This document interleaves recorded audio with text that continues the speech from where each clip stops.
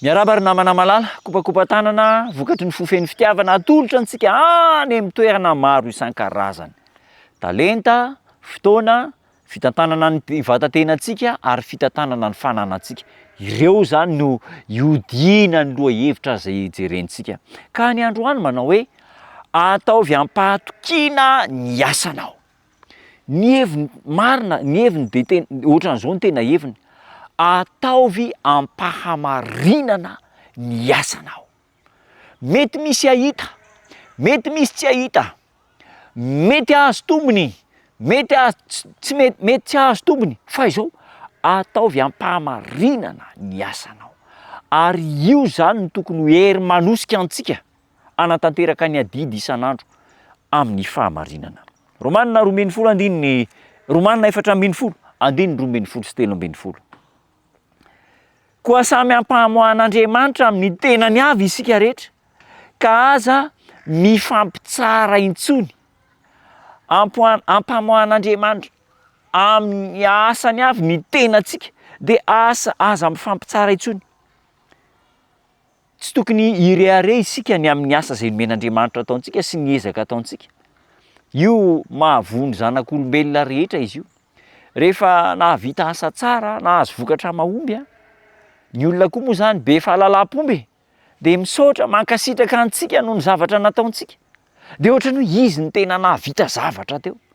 Nanao ny fandaminana rehetra izy ny tompon'ny organisation, izy no mety nanao ny zavatra rehetra, nampiasa ny vola. De misaotra azy ny olona, de ohatran'ny lasa manambonimbony tena zany an'Andriamanitra ny asa zay nataontsika. Tadio ty tenin'i Jesosy ity, ao amin'ny Jaona 5:15. Raha misaraka amiko kosa ianareo, de tsy mahay manao na inona na inona. Tsy mahay manao na inona na inona, inona ny hevitra ao ambadika zany tenin'i Jesosy zany. Mety havita an'le asa ihany isika, mety ho tonga amin'ny farany ihany isika, fa tsy misy toerana zay nidiran'Andriamanitra mihitsy teo amin'ny asa zay nataontsika. Inona ny tsy ambaratelo? Ny firaisana amin'ny Kristy, ny fikambanana amin'ny Kristy, de ho tratra le tanjona, ny voninahitra ao an'Andriamanitra, ary ny talentantsika sy ny fanomezam-pahasoavana izay nomena mahaimaim-poana ho an'i Kristy de nampitomboin'i Kristy ahitana vokatra. Ataovy ary ny adidinao eo amin'ny toerana zay misy anao. Aza miady ny anjaran'ny hafa, fa eo amin'ny toerana zay misy anao de ataovy zany. Ampiasao arak'izay tsara indrindra azo atao ny fanomezana zay nankinina taminao. Amin'ny toerana rehetra izay ahatonga anao ny ho sarobidy eo mason'Andriamanitra. Rehefa manao ampahatokiana ny asan'Andriamanitra zany isika, ampahamarinana, de izao. Tsy le asa no sarobidy, fa ianao no sarobidy. Enao no tena manan-danja. Tsy le asanao no ankasitrahan'Andriamanitra, fa enao no tena ankasitrahan'Andriamanitra.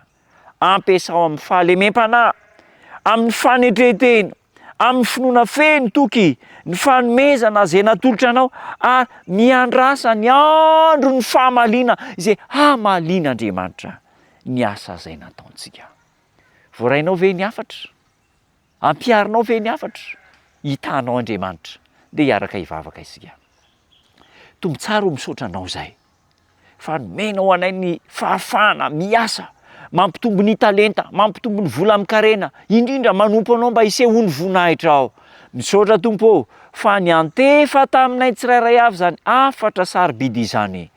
Mamelany elokay noho ny tsiramina vita tamin'ny lasa, ary amin'izao sisa izao, anao ny tsara indrindra ho anao zay, ho voninahitra ao. Ampio zay ho tafaray aminao Jesosy eo, ka hamokatra be dia be amin'ny anaranao rery any. Amen.